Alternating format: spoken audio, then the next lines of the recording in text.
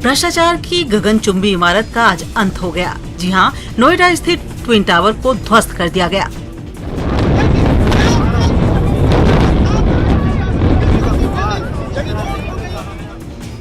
खास बात यह है कि देश में पहली बार इतनी ऊंची बिल्डिंग को जमींदोज किया गया, जिसकी तस्वीर आप यहां देख रहे हैं। विस्फोट के जरिए इसे गिराया गया। ट्विन टावर में विस्फोट के वक्त टावर्स के 100 मीटर के दायरे में केवल 6 लोग मौजूद रहे। इनमें दक्षिण अफ्रीका के 3 माइनिंग इंजीनियर, साइट इंचार्ज मयूर मेहता, इंडियन ब्लास्टर चेतन दत्ता और एक पुलिस अधिकारी मौजूद थे।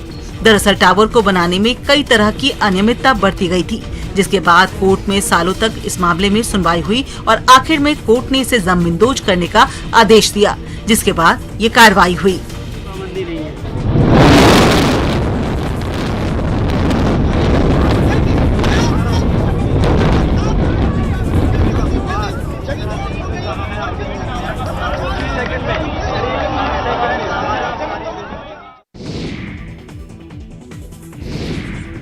पीएम मोदी ने कच्छ जिले के भुज में स्मृति वन स्मारक का उद्घाटन किया। इससे पहले उन्होंने 3 किलोमीटर तक रोड शो किया। इस दौरान पारंपरिक नृत्य के साथ लोगों ने उनका स्वागत किया। रोड शो के दौरान पीएम सड़कों पर पैदल घूमते हुए लोगों का अभिवादन स्वीकार करते हुए नजर आए। इसके बाद उन्होंने स्मृति वन का उद्घाटन किया।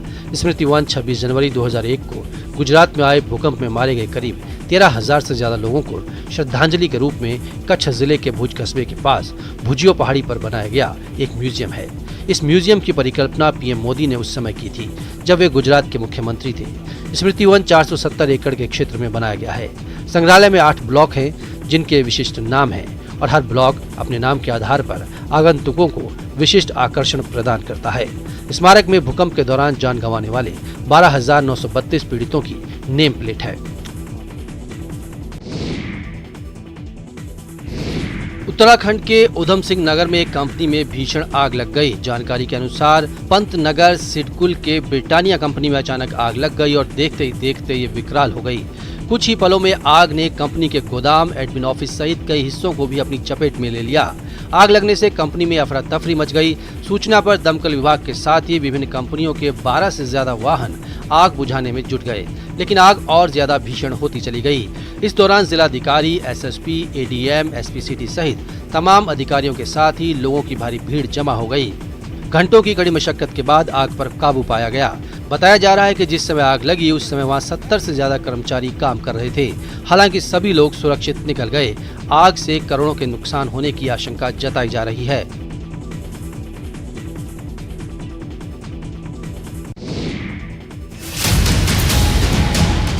पटना के महात्मा गांधी सेतु के पाया संख्या 40 के पास उस वक्त अफरा तफरी का माहौल हो गया जब यात्रियों से भरी एक जलती बस में अचानक से आग लग गई और बस देखते ही देखते धू-धू कर जल उठी।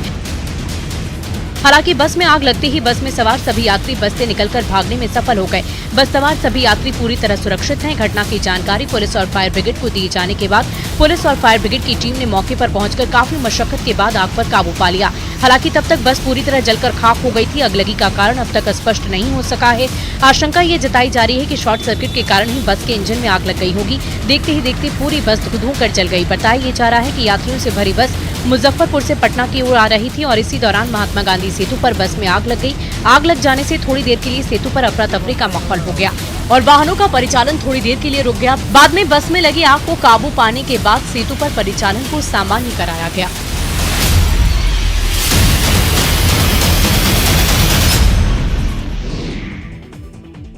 बारां में फिलहाल बारिश का दौर तो थम गया है, लेकिन कई नदियों में अभी भी उफान है। इस उफान के बीच लोग अपनी जान से खेल रहे हैं। देखिए, ये तस्वीरें छबड़ा क्षेत्र के गुगोर से आई हैं, जहां उफनती पार्वती नदी में अवैध रूप से ट्यूबों का संचालन हो रहा है। ट्यूब संचालक लोगों की जान को जोखिम में डालकर पार्वती नदी पार करवा रहे हैं और मनमर्जी की राशि वसूल कर रहे हैं। दरअसल पिछले दिनों हुई बारिश के कारण गुगोर की पुलिया पानी में डूबने से छबड़ा गुना रोड बंद हो गई थी। ऐसे में लोग नदी से खतरनाक तरीके से आवाजाही कर रहे हैं। रास्ता बंद होने से लोग ट्यूबों से उफनती नदी पार करवा रहे हैं। एक ही ट्यूब पर 6 से 8 तक सवारियों के साथ साथ मोटरसाइकिल भी रखी जाती है। बारिश के दौरान नदी में ट्यूब असंतुलित होकर पलटने का भी डर रहता है।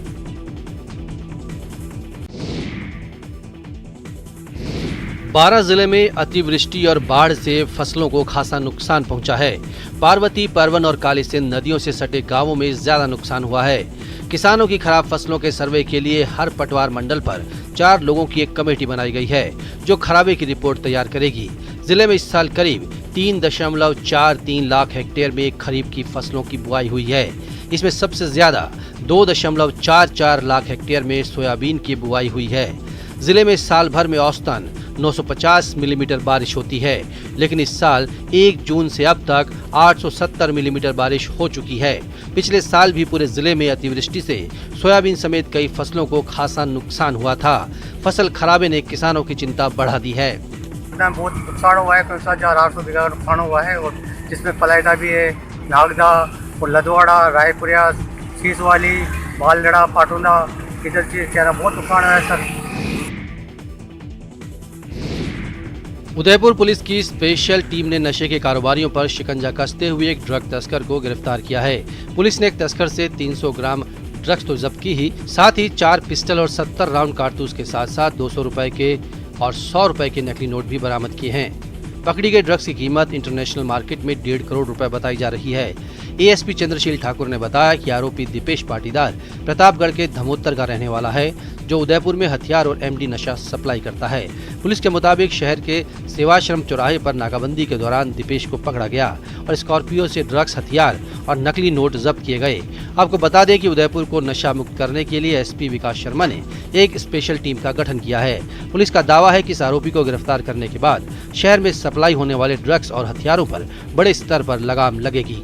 ये उस समय का तो बिल्कुल रैंडम कार्रवाई है। इस बार हमने इस पूरी सप्लाई चेन को पकड़ा है। न सिर्फ सर भारी मात्रा में असला पकड़ा गया है, 2 अच्छी क्वालिटी के पिस्टल्स, 2 रिवॉल्वर्स, 70 कारतूस, इसके अलावा नकली नोट और काफ़ी बड़ी अमाउंट में एमडीएमए पकड़ी गई है। तो डेफिनेटली हम इस चेन को ब्रेक कर देंगे और सारे बदमाशों को पकड़ेंगे।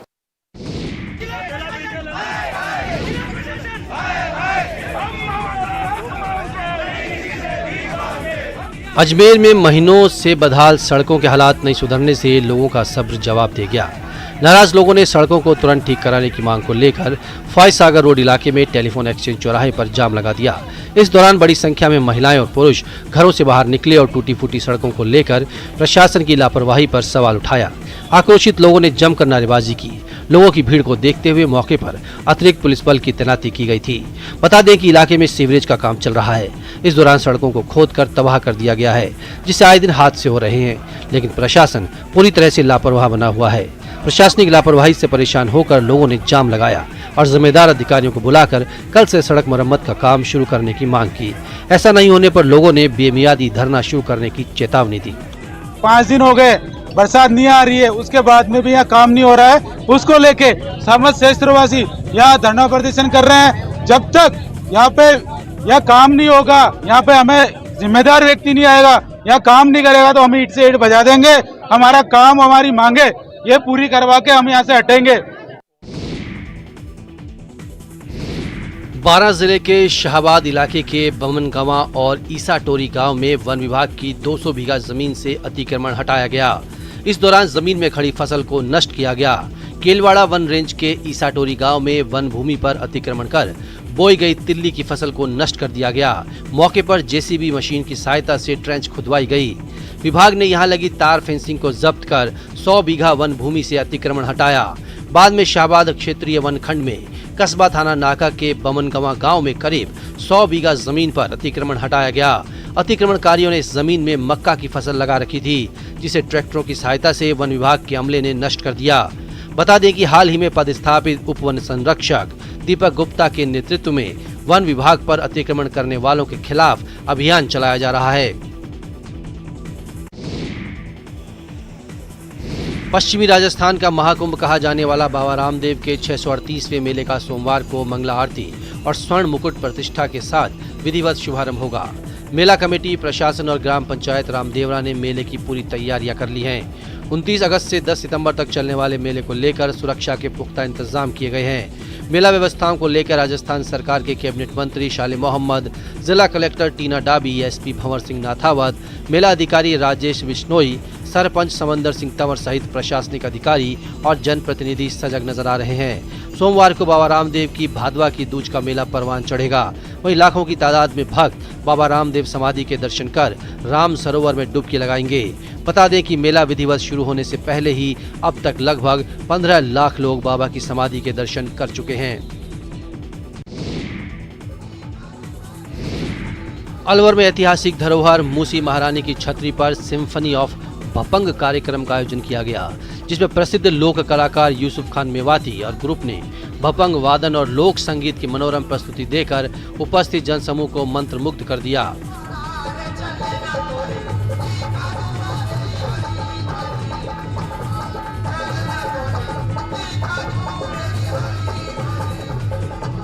कलेक्टर ने कार्यक्रम का शुभारंभ दीप जलाकर किया। उन्होंने कहा कि भपंग वाद्य यंत्र मेवाती संगीत संस्कृति की धरोहर और राजस्थानी लोक संगीत की पहचान है। उन्होंने कहा कि कार्यक्रम का आयोजन लोक कला, लोकगीतों और लोक वाद्य यंत्रों से नई पीढ़ी को जोड़ना है। पर्यटन विभाग की सहायक निदेशक टीना यादव ने कार्यक्रम में शामिल लोगों का आभार जताया। कार्यक्रम का संचालन शिक्षाविद दिनेश शर्मा ने किया। इस दौरान एसपी तेजस्विनी गौतम भी मौजूद रहीं।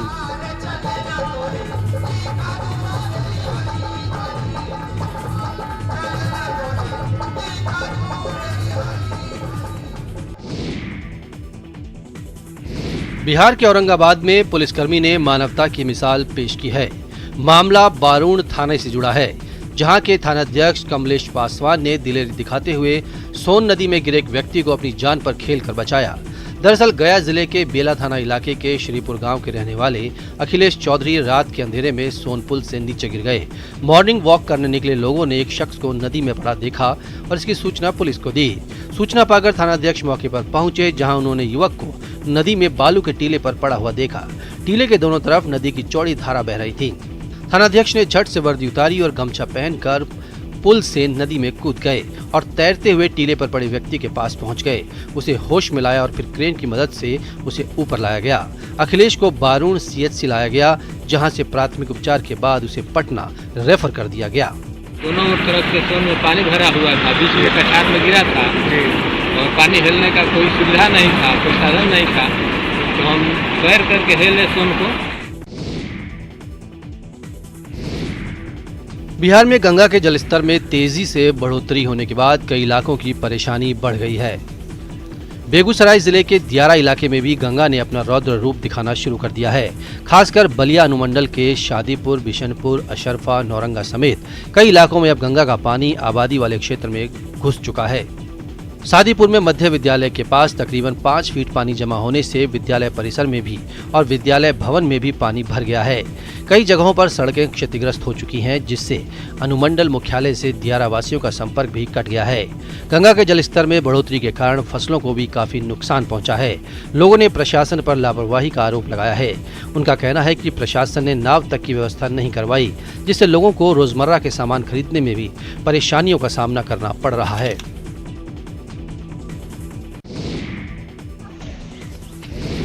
खेल भारत की समृद्ध संस्कृति का एक अहम हिस्सा रहा है।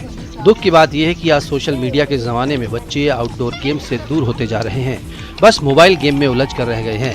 लेकिन एक बार फिर ग्रामीण ओलंपिक से आदिवासी बाहुल्य इलाकों में छात्रों के भारतीय खेल संस्कृति से जुड़ने का मौका मिल रहा है। सिरोही जिले के ग्रामीण क्षेत्र के 71,000 खिलाड़ियों ने इस ओलंपिक के लिए रजिस्ट्रेशन करवाया है।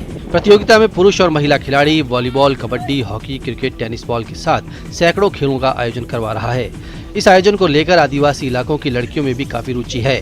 ग्रामीण ओलंपिक के आयोजन से बच्चों में फिजिकल एक्टिविटी बढ़ेगी, जिससे स्वास्थ्य संबंधी समस्याओं से निजात मिलेगी, साथ ही मानसिक रूप से भी मजबूती आएगी।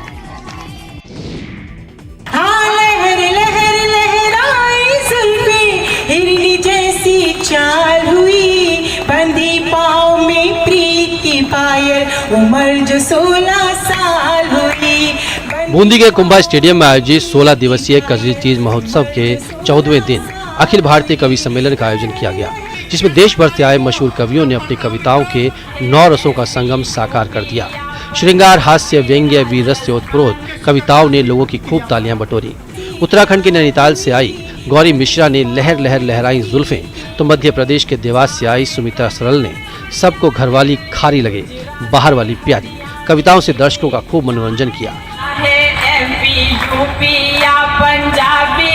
राजस्थानी, चाहे कन्नड़ उड़िया दिल्ली गुजराती हरियाणी, चाहे बंगाली बाबू हो या दिल पे बिहारी, सबको घर वाली खाली है, बाहर वाली प्यारी। एमपी से आए हास्य रस के कवि सुदीप भोला ने तेल करो न सस्ता, न और कोई न रस्ता, तो बिहार के मधुबनी से आए शंभू शिखर ने अपने गीत के माध्यम से बिहार में बार बार बदलने वाली नीतीश सरकार पर व्यंग्य कसा। एक सिख राजनीति दे गई बिहार की, दारू के बिना दोस्ती टिकती नहीं चाहता।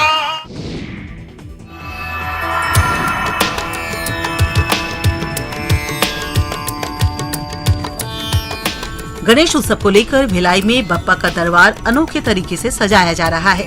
यहां आजाद गणेश उत्सव अखबारों की सुर्खियों से बप्पा का भव्य दरबार सज रहा है।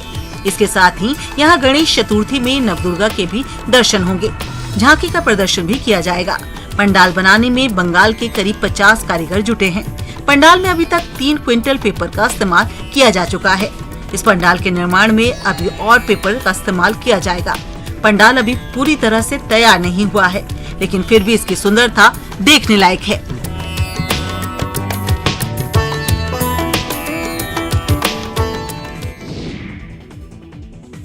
हिमाचल प्रदेश के Himalayan extreme motor sports rally का शुभारंभ हुआ। एसडीएम ने रैली को झंडी दिखाकर रवाना किया। इस रैली में प्रदेश सहित देश भर से आए 70 से ज्यादा प्रतिभागी रोहतांग दर्रे सहित लाहौल की सर्पीली सड़कों पर अपना दमखम दिखाएंगे। 28 से 30 अगस्त तक चलने वाली इस रैली में जिप्सी, एसयूवी और बाइक चालक रोमांच के साथ तेज गति से दौड़ते हुए नजर आ रहे हैं। दूसरी बार आयोजित हो रही रैली हिमाचल प्रदेश और जम्मू कश्मीर से गुजरते हुए लद्दाख के जांस्कर घाटी तक जाएगी। हरी झंडी देने के बाद एसडीएम ने प्रतिभागियों को समय के साथ साथ सुरक्षा का ध्यान रखने के लिए भी प्रेरित किया। उन्होंने कहा कि मनाली में ज्यादातर पर्यटक अटल टनल और रोहतांग को देखने के लिए आते हैं, साथ ही बर्फबारी देखने के लिए भी काफी लोग आते हैं। उन्होंने कहा कि इस तरह के खेल समय समय पर होते रहने चाहिए। इससे पर्यटन को तो बढ़ावा मिलता ही है, साथ ही स्थानीय लोगों को रोजगार भी मिलता है। रैली ऑफ हिमालय है जो कि सुरेश राणा जी के द्वारा ऑर्गेनाइज की जा रही है और बहुत सारे लोग इसमें पार्टिसिपेट कर रहे हैं। 44 बाइकर्स जो है इसमें पार्टिसिपेट कर रहे हैं और 23 के आसपास जो हमारे जो 4 व्हीलर गाड़ियाँ हैं वो पार्टिसिपेट कर रहे हैं। मैं सबको बेस्ट विशेस देता हूँ।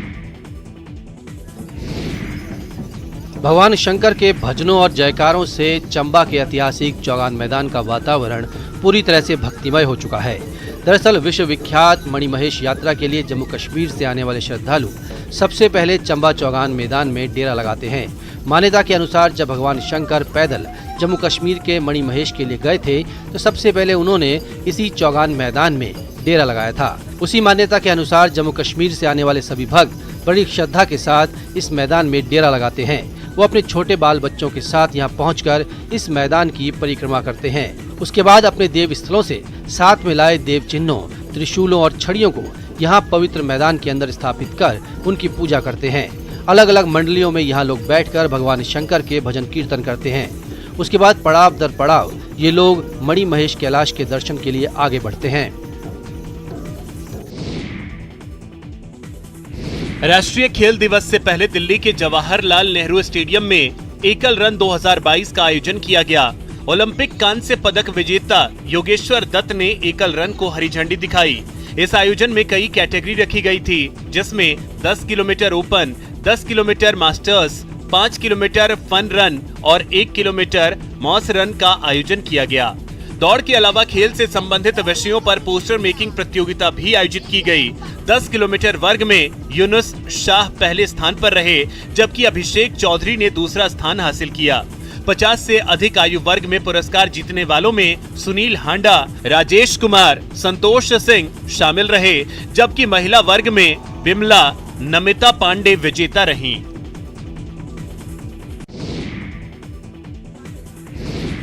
बीकानेर के जैसलमेर हाईवे पर आस्था का ज्वार उमड़ रहा है। देश के कोने कोने से लोक देवता बाबा रामदेव के दर्शन के लिए श्रद्धालु पैदल यात्रा कर रहे हैं। वहीं बीकानेर के एक सैंड आर्टिस्ट ने लोक देवता रामदेव की प्रतिमा बनाकर अपनी कला का प्रदर्शन किया है, जो लोगों के लिए आकर्षण का केंद्र बनी हुई है। सैंड आर्ट का ये नायाब कमाल आर्टिस्ट महावीर रामावत पहले भी दिखा चुके हैं। रामावत ने बताया कि धोरों पर इस भव्य कला को अंजाम देने में एक टैंकर पानी और बालू रेत का इस्तेमाल किया गया। इसे बनाने में 8 साथियों का सहयोग लिया गया। अथक परिश्रम के बाद रामावत ने इसे आकार देने में सिर्फ 3 दिन लगाए हैं। इस प्रतिमा को देखने के लिए आने वाले श्रद्धालु काफी खुश नजर आ रहे हैं और सेल्फी ले रहे हैं। भादुआ का मेला है और लोगों की क्या है, रामदेव जी के प्रति इन्हें बहुत बड़ी श्रद्धा रहती है, तो हमने जो टॉपिक जो चूज किया है वो रामदेव जी चूज किया। ये हमें बहुत अच्छी लग रही है। ये हर साल बनाई जाती है। अभी 3 साल कोरोना था तो सब जने दुखी हो रहे थे। अब इस बार मेला लगा है रामदेव जी का, सभी बाहर से लोग आ रहे हैं। बीकानेर के अंदर, बीकानेर में यहाँ बहुत अच्छे से स्वागत किया जाता है।